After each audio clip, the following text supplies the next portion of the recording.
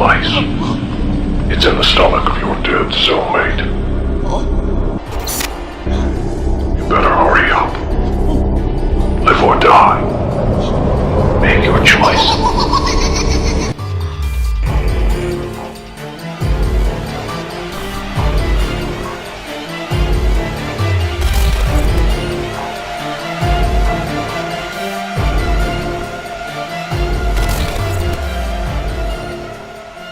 I just came back from watching Saw X and the Dubai premiere recently, and here is my non-spoiler review. I know I haven't been posting a lot lately in YouTube, but I'm finally back, and I really hope that I'm gonna be more consistent than ever if this video does good. And geez, I don't even know who put me in that really classic reverse bear trap.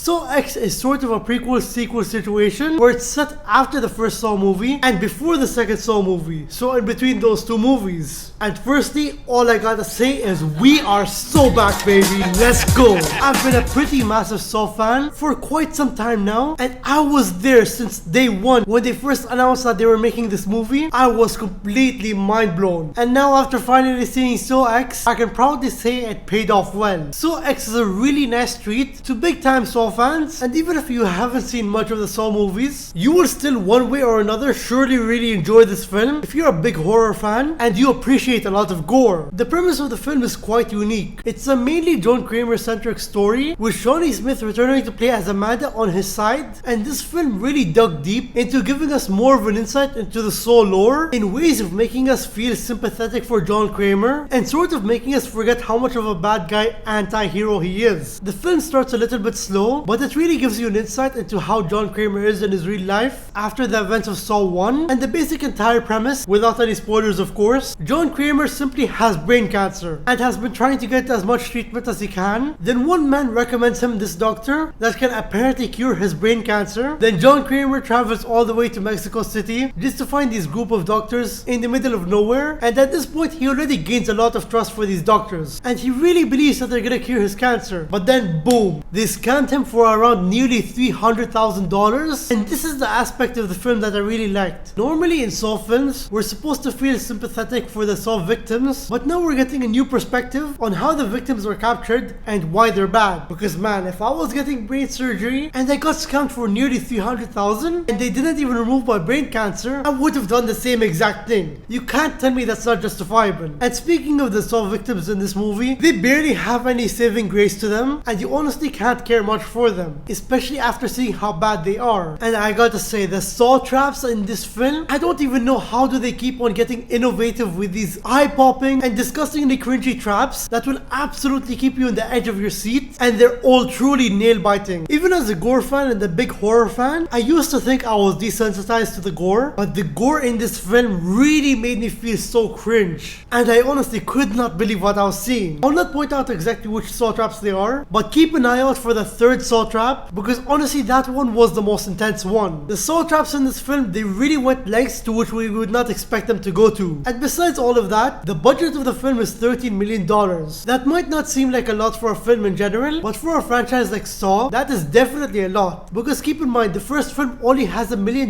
in budget, and honestly for a horror film it looks really great and has pretty great set pieces. But can you imagine a Saw movie with $13 million of a budget? The gore and everything is top tier, but at some aspects you can tell it's low budget, but you can easily regard that because it's a Saw movie. But the horror aspect, the suspense, and even some of the cinematography in general, and the gore were all absolutely top tier high quality horror. All of the gore is just right in your face. Aside from all of that, I want to talk about John Kramer and Amanda's character dynamics, because both of them together you can definitely see some really strong bonding going on, and how he's teaching her his ways and basically helping her and mentoring her to become the new Jigsaw. And their relationship and dynamic was just really beautiful to see in general, and it adds a whole new emotionality aspect to the Saw lore, and it makes their whole relationship in the third movie feel even more sadder. And I also really love the comedic sense that Amanda brought to the film with her pure sassiness, and Shawnee Smith in general just nailed her character. Overall, Saw X definitely did justice to the Saw franchise and totally deserves being the first highly critically acclaimed Saw movie because it actually feels like a real movie while pulling us back to the roots, to the golden age of Saw, and conveying to the fans all of the things that we used to love about Saw, whilst bringing a whole new aspect to the table, the semi-unique story of being a lot more John Kramer centric and being set between Saw 1 and Saw 2. As you can tell, I really like this film. It's honestly a groundbreaking horror movie for me in my opinion for 2023, and I definitely love most of it, and it nearly reaches the title of being a horror masterpiece. My final rating is an 8.5 out of 10. The reason why I gave this an 8.5 out of 10, in the third act I will admit it did feel a bit sloppy, but then when the plot twist did hit, it was freaking amazing and it was totally worth it. Honestly, right now I think it may be the best Saw movie right now for me, in my personal opinion, but if it's not the best Saw movie, it's definitely one of the best. In other countries, Saw X is already released, but if you're watching this in Middle East, I definitely recommend it. And if you're watching this in other countries and you haven't seen the movie already, I thoroughly recommend it in general, because what a goddamn movie. So thank you guys for watching until the end, and make sure to like and subscribe for more YouTube videos like this, only if you enjoyed. And if you did watch Saw X, comment down below what is your favorite part of the film and which is your favorite Saw trap. Live or die.